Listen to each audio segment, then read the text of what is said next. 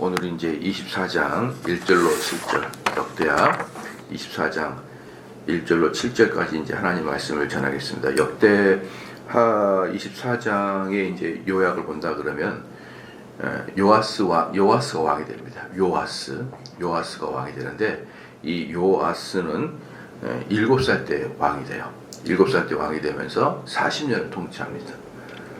그럼 엄청나게 오래 통치하는데 그래봐야 47에 죽는 거죠. 47에 죽는다. 그 다음에 이제 어저께까지 요아스가 어떻게 왕이 됐는지 설명을 잘 드렸습니다. 요아스가 여호야다, 그때 대제사장 여호야다죠. 여호야다가 목숨을 살려줘서 숨겨줘요. 어릴 때. 왜냐 그러면은 그 자기의 엄마인 아다야가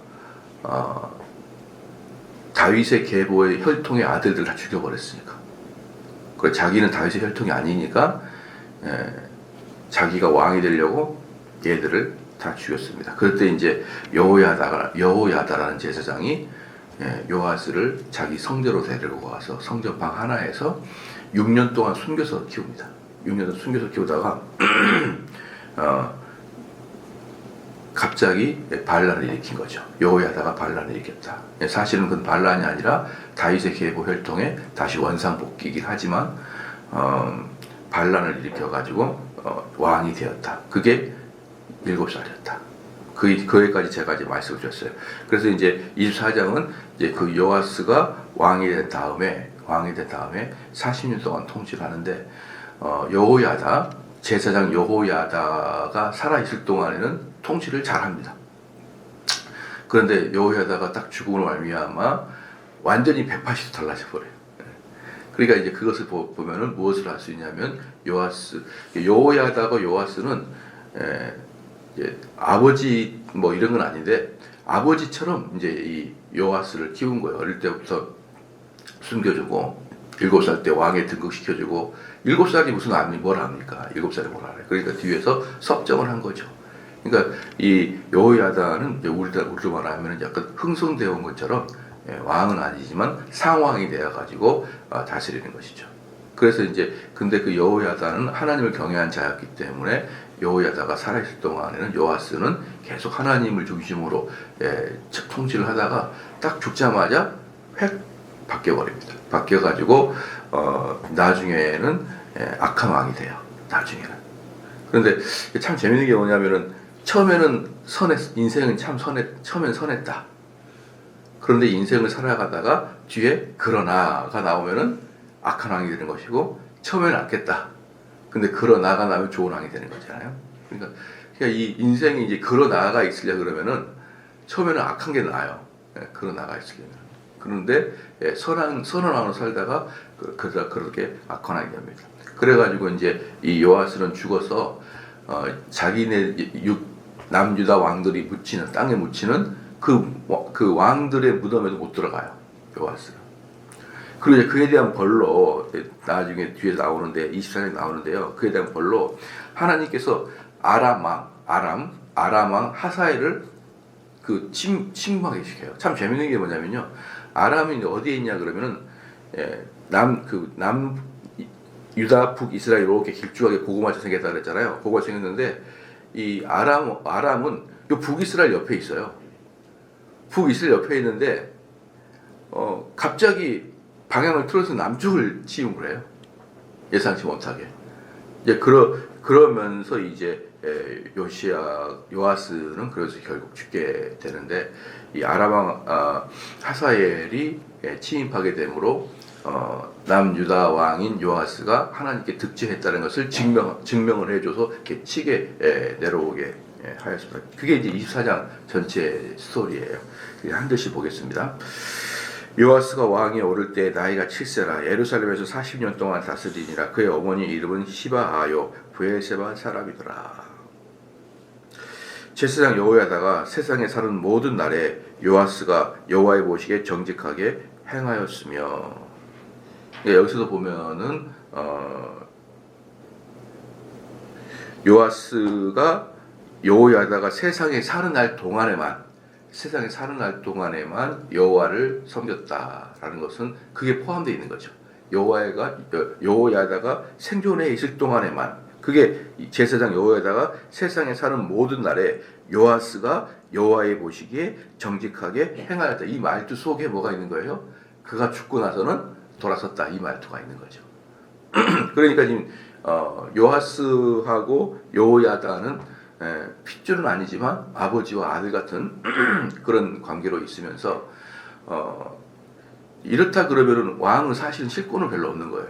왜냐 그러면 여호야다가 그 상황 정치를 했잖아요. 그럼 모든 관료들을 여호야다가 다 한 거예요. 어릴 때부터. 이 요아스가 어릴 때부터 여호야다가 자기가 일을 잘한다고 생각한 사람들을 긁어 모아서 관료 대신들을 했기 때문에 사람들을 출세하려 그러면은 여전히 여호야다에게 머리를 조아려야 출세가 되기 때문에 명칭은 요아스가 왕이지만 사실 권력은 여호야다가 다 갖고 있는 것이죠. 여호야다 사람들이 전부 다 배치되어 있으니까.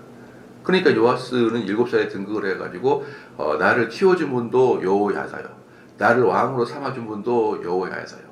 7살에 등극을 했으니까 오랫동안 나이가 어리니까 상황 정치를 하는 것도 여호야다요. 권세도 여호야다요. 그러니까 모든 게 여호야다에 했으니까 이제 그 동안에는 요아스가 그분에게 잘 보이는 척하는 거예요. 자기가 신앙이 좋은 척하지만 사실은 마음 깊숙한 곳에서는 신앙이 없던 거였죠. 마음 깊숙한 곳은 신앙이 없는데 신앙이 있는 척하는 거예요. 이제 그런다 그러면은 그 사람은 자유를 얻는다 그러면 당장 때려쳐 버릴 수 있는 그런 상태가 되는 거잖아요. 그래서 이제 교회에도 보면은 중직자 자녀들인데 뭐 엄마 아빠가 살아계실 때는 열심히 이제 신앙생활 하는 척하다가 뭐 우리가 시골 살 때 서울로 상경하면 교회를 안 다녀버려요. 교회를 안 다녀버립니다. 또는 뭐 미국으로 이민을 가서 교회를 안 다녀버려요. 부모님 밑에서는 교회를 뭐 한 번도 빠지지 않고 그렇게 다니다가도 부모가 떨어지면 교회를 안 다녀버리는. 왜? 그 사람은 신앙이 있는 게 아니라 그냥 아버지가 또는 분위기가 자기를 교회로 끌고 갔던 분위기이기 때문에 자기 신앙과 상관없이 그냥 교회를 다녔던 거예요. 그러다가 된둥 자기가 모든 걸 결정할 수 있는 어떤 딱 위치에 딱 돌아서면은 자기가 이제 신앙이 없는 게 그때 드러나기 시작하는 거죠. 이 요아스가 그랬던 상황이었어요. 그래서 3절 말씀에 여호야다가 그를 두 아내에게 장가들게 하였더니 자녀를 낳았더라라는 것이죠.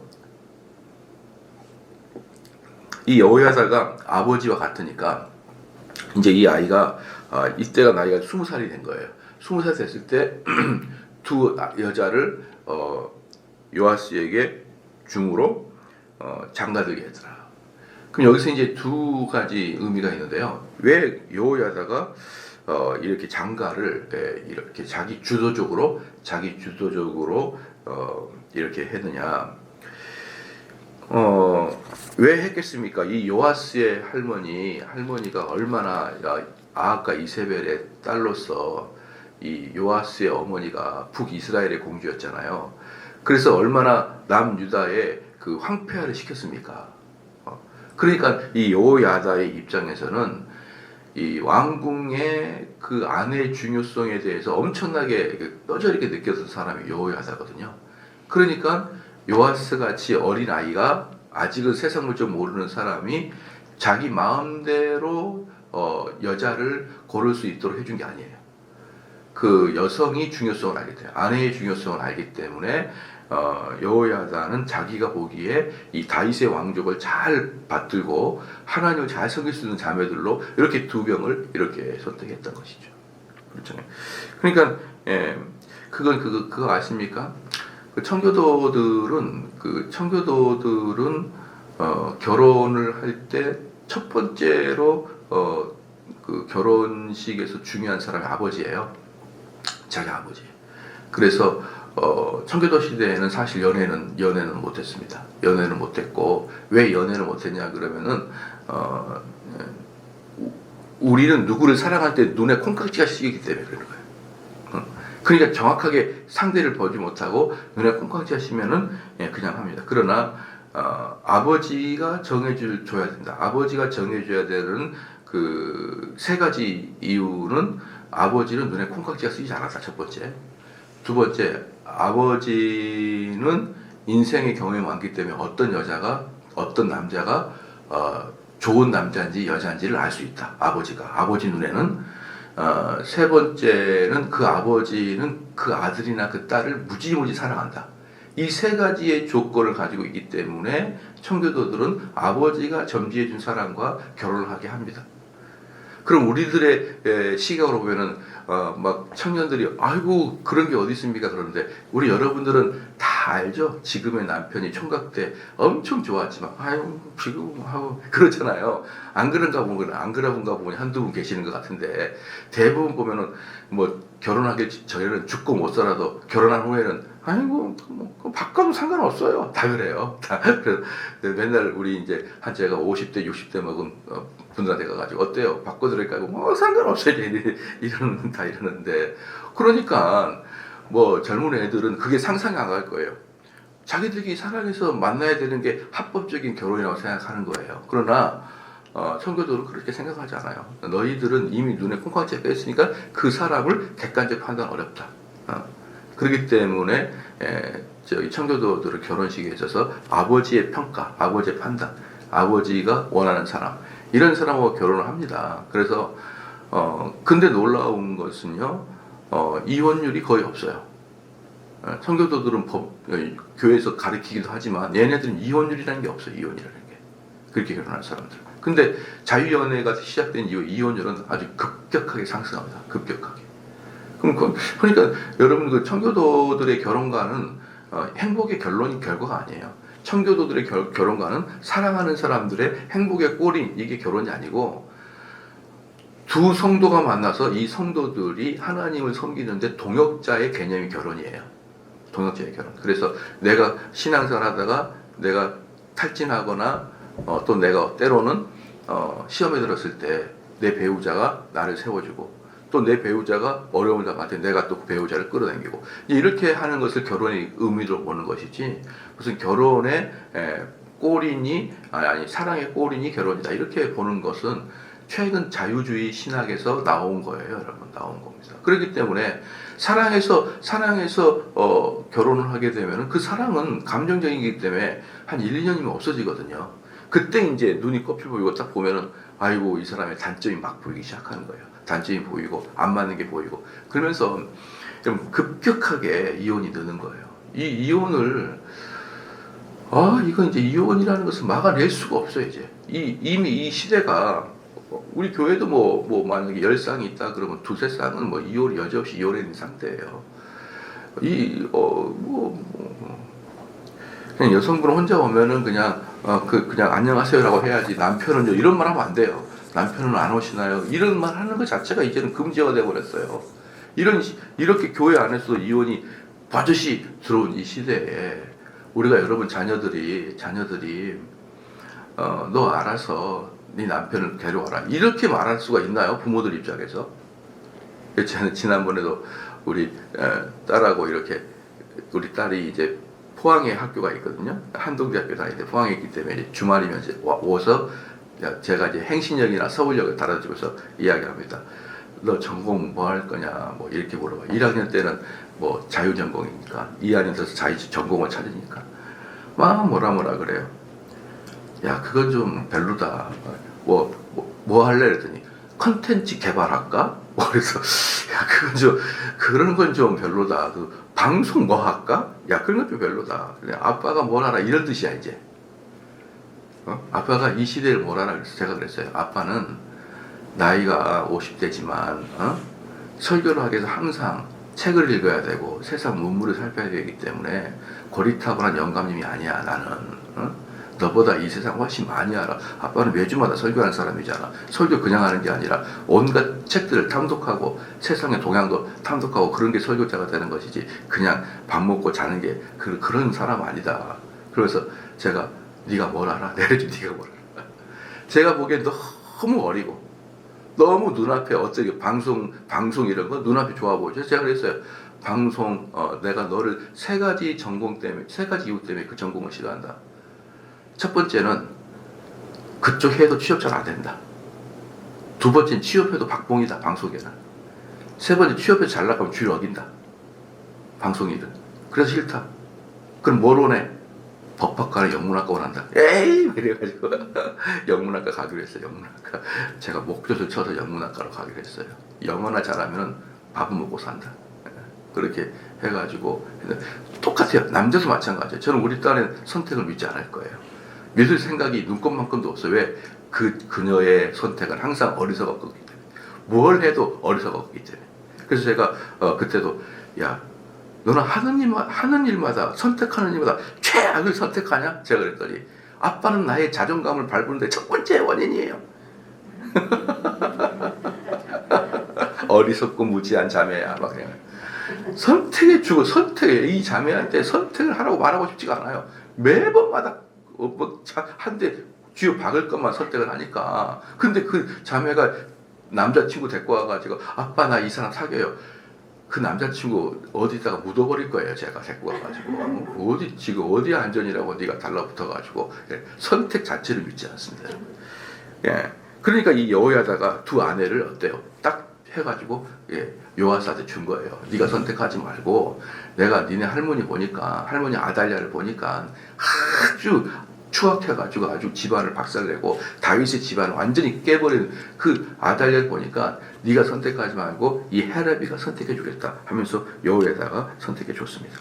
그래서 4절에 그 후에 요아스가 여호와의 전을 보수할 뜻을 두고 이제 요아스가 성전을 리모델링한다.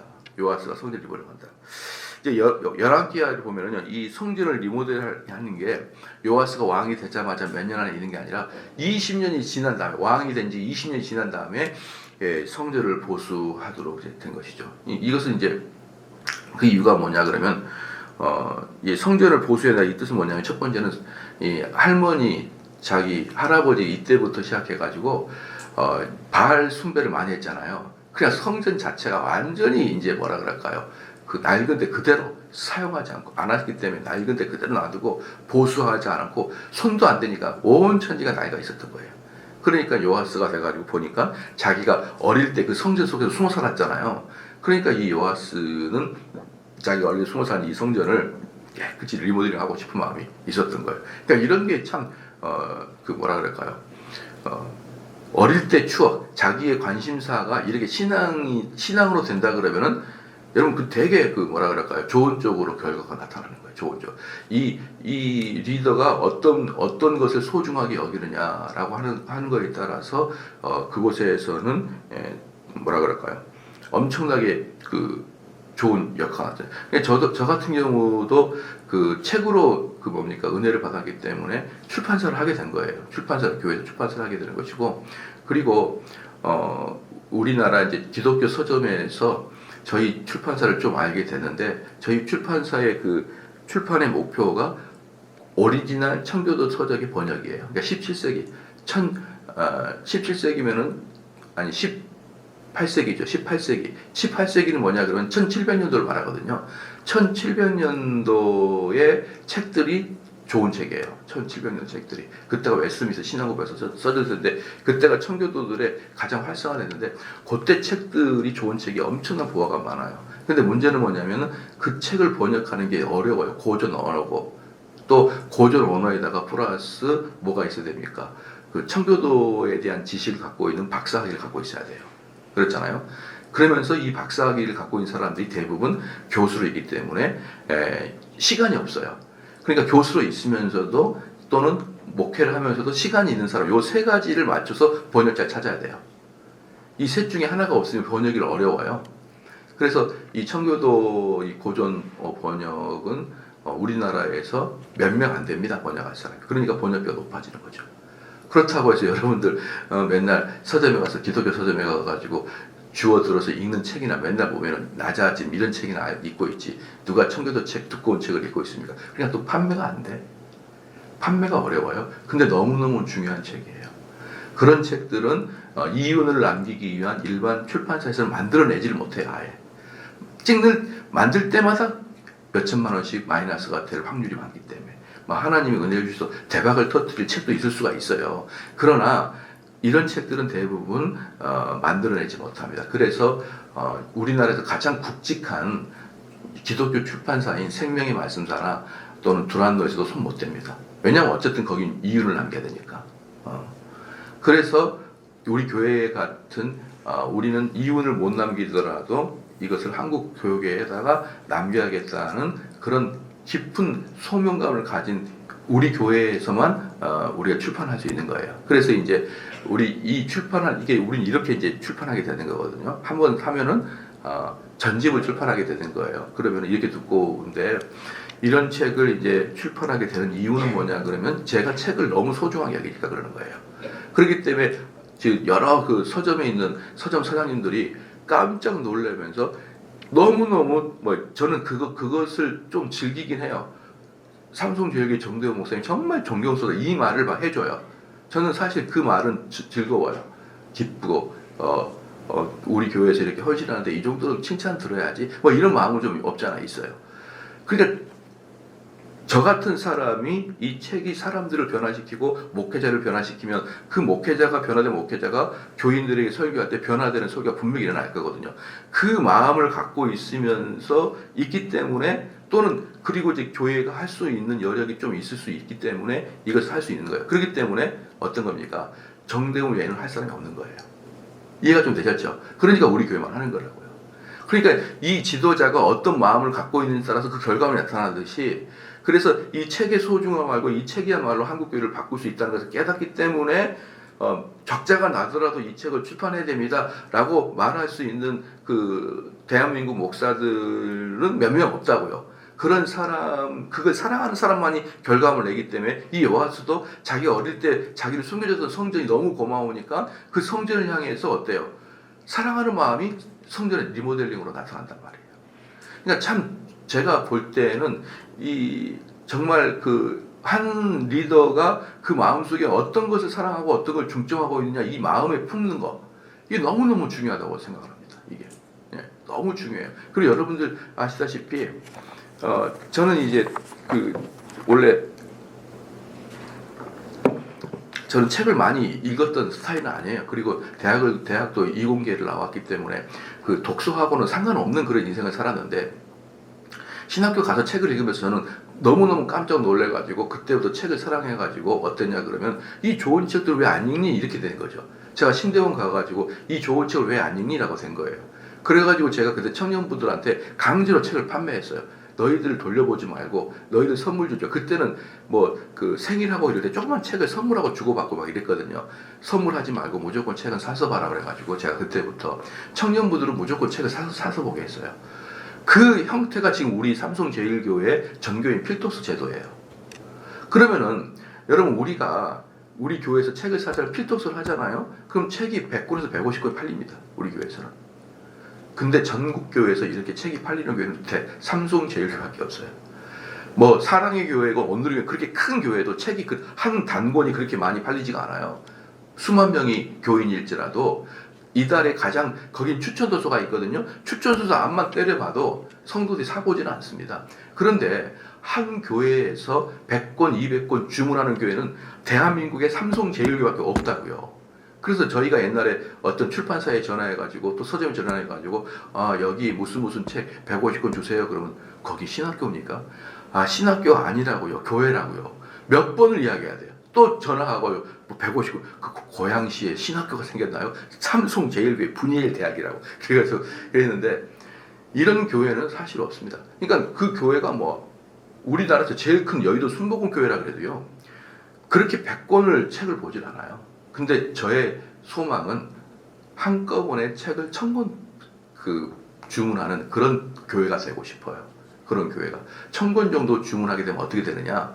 한 번에 1000권을 주면 어떻게 되냐면요. 한 출판사를 먹여 살릴 수 있습니다. 왜? 그들이 출판한 거 1000권을 우리가 딱 사주잖아요. 그들은 망하지 않아요. 이런 교회가 우리 교회 한 곳만 있어도 우리나라에 있는 개혁주의 출판사들 다 먹여 살릴 수 있습니다. 어때요? 행복하죠? 여러분들의 한 2만 원, 3만 원을 두 달에 한 번씩 투자를 한다.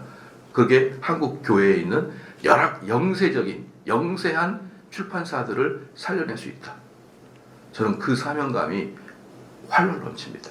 그래서 다음에 교회가 저는 더 부흥을 하여서 우리가 이런 책을 읽읍시다. 이 필독서입니다. 라고 청권이 딱 나간다. 그러니까 무조건 청권이 팔리면은 똔똔이 돼요.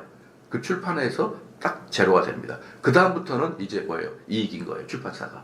그러니까 그 1000권까지 판매해 주는 것을 저희 교회가 맡아준다 그러면 우리나라 지금 출판사들 다 영세합니다. 찍을 때마다 적자예요. 찍을 때마다. 살 수가 없어, 살 수가. 그런데 이런 교회 뭐예요? 이런 마음 먹은 교회 두세 교회만 있어봐요. 두세 교회만 있어봐요. 이 출판 사업이 다시 활성화가 되죠.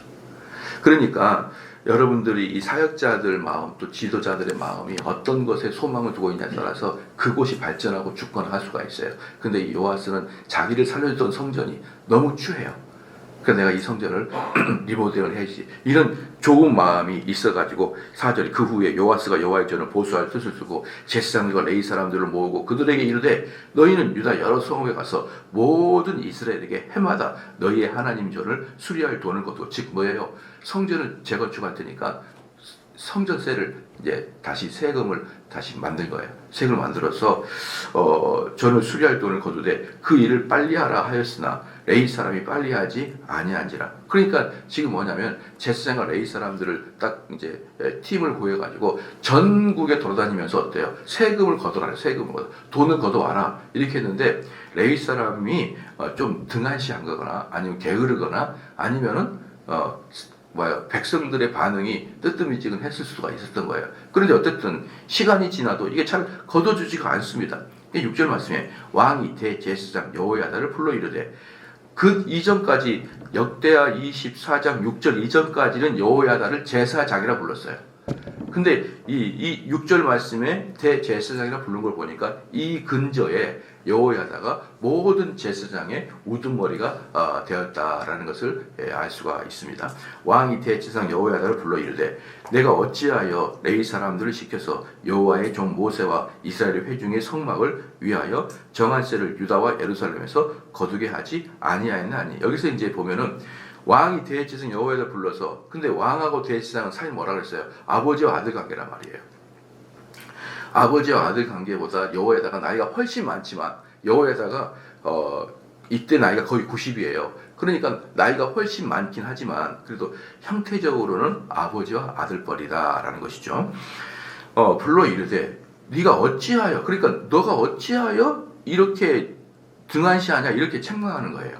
근데 이것은 언어적인 유의지 이것은 책망이 아니라 뭐냐 그러면은 재촉하는 겁니다. 재촉하는 거. 그래서 여러분들 들었나요? 이번에 필리핀인가 어디에서 그 대한항공 사고가 났었잖아요. 며칠 전에 그때 그 승무원들이 승객 여러분 내리세요 하고 내려 그래서 내려. 근데 그게 그 대한항공이나 항공사들의 규칙이래요. 위급한 상황에서는 반말로 해야 돼요. 그래야 사람이 빨리 움직인답니다. 승무원님들, 승객 여러분들 오른쪽, 왼쪽에 문이 있으니까 빨리빨리 내려주세요. 그럼 이러고 있는데 내려! 그러면 막 내린다는 거예요. 그래서 위급 상황 시에는 무조건 반말로 호통을 쳐야 된다라고 그 규정이 내규가 돼 있대요. 그러니까 여러분 설교자들의 설교도 저는 항상 그 설교 말투와 패턴은 안 중요한 게 아니라는 거예요. 만약에 하나님께서 성경 말씀에 분명히 우리를 호통치고 있으면 내려라고 얘기해야 된다고요. 호통을 치고 있으면. 그런데 성경에는 분명히 하나님 우리에게 경고를 주고 있는데 설교 메신저가 말이 부드러워요. 안 된다고요. 이 성경에서 하나님 우리에게 위급함을 주고 다급함을 주는 그런 메시지임에도 불구하고 설교자의 성격 자체가 너무 부드러워요. 그래서 이 말투가 너무 부드러워요. 안 됩니다. 그런 설교자 안 돼요, 여러분. 근데 문제는 뭐냐 그러면요. 성경의 대부분은 거의 90%는 너희 급박해요. 돌아와라. 성경의 대부분의 이야기들은 너희들 가던 길을 멈추고 돌아와라. 이게 성경의 대부분이거든요. 근데 어떻게 설교자의 그 스타일이 부드럽습니까? 이거 자체가 이미 청교도들에게는 에러입니다. 에러예요. 청교도들은 목사들은 정말 좋은 뭐가 되라? 배우가 되라. 연기자가 되라 그랬어요. 연기자가. 정말 좋은 연기자가 뭡니까? 꿈이란 뜻이 아니에요. 정말 좋은 연기자는 이 원문에 있는 원저자의 뜻을 말과 표정으로 표현하라는 거예요. 말과 표정으로. 예. 근데 하나님께서는 우리를 급박하게 돌아오라 그러는데 말투는 사랑하는 성도 여러분, 주께서 돌아오시라 합니다. 이게 이게 말입니까? 막걸리입니까? 이게. 그러니까 이 설교자들의 이 형태들을 보면요, 저 인간들은 좀 하나님의 위급함을 갖고 있나라고 생각할 정도로 너무 여유롭고 너무 말이 느려요. 사랑하는 성도 여러분, 역대하 20, 그 5분 걸려. 역대하 24장 1절부터 5절까지 합시다. 그거 말하는데 5분 걸려요. 숨 막혀 죽을 뻔했어요. 예? 아유, 정말. 그러니까 이제 여기서 6절 말씀에 여호야다를 불러 네가 어찌하여 레이스랍을 시켜서 여호와의 종 모세와 이스라엘 회중이 성막을 위하여 정한 세를 유다와 예루살렘에서 거두게 하지 아니하. 이것은 뭐냐면 독촉하는 겁니다. 빨리 좀 해주십시오. 이거지. 여기 말한 것처럼 반말 쓰고 그러는 게 아니에요, 여러분. 여호야다고 요시아는 그런 관계가 아닙니다. 반말했다간 만약에 여호야다 잘못 보였다가는 그냥 왕이고 뭐가 잘리는 건데요. 뭐. 7절에 이는 그 악한 여인 아달랴의 아들들이 하나님의 전을 파괴하고 또 여호와의 전의 모든 성물들을 바알을 위하여 사용하였으면 하였더라. 이 아달랴가 그 할머니란 말이에요. 요아스를 죽이려고 했던 할머니. 그 할머니와 그러니까 그 악한 여인 아달랴의 아들. 이 아달랴의 아들들은 진짜 아들이 아닌 거고요. 아달랴의 애들이에요. 뭐라고 똑같으면 서태지와 아이들. 서태지와 아이들 할 때 그 아이들이 그 누구예요? 자기 서태지의 아이가 아니잖아. 근데 서태지와 아이들은 그 무리들을 이야기하잖아요. 여기서 아달랴의 아들들, 그것은 아달랴의 꼬봉들을 말해요. 꼬봉들. 그들이 뭘 하겠다는 거예요? 하나님의 전을 파괴했고 또 여호와의 전의 모든 성물들을 바알을 위하여 사용하였습니다. 모든 것들을 그렇게 파괴해버렸으니 이제 이 사람이 다 리모델을 하기 위해서 그랬다라는 것이죠. 그래서 이제 여기서 이제 우리가 보면은 여호야다가 살아있을 동안에는 이 요아스는 상당히 괜찮은 정치를 했다. 정치를 했다가 여호야다가 죽음과 동시에 180도 바뀌어가지고 우상을 숭배해요, 갑자기. 아, 정말 사람이라는 게 이럴까 싶어요. 그런데 우상을 숭배할 때 첫 번째 잘못된 게 뭐냐면은 잘못된 사람들의 조언을 듣기 시작하는 거예요. 나쁜 사람들의 조언을 듣기 시작하는 거예요. 그러니까 꼭 보면은 안 될 놈들은 어때요?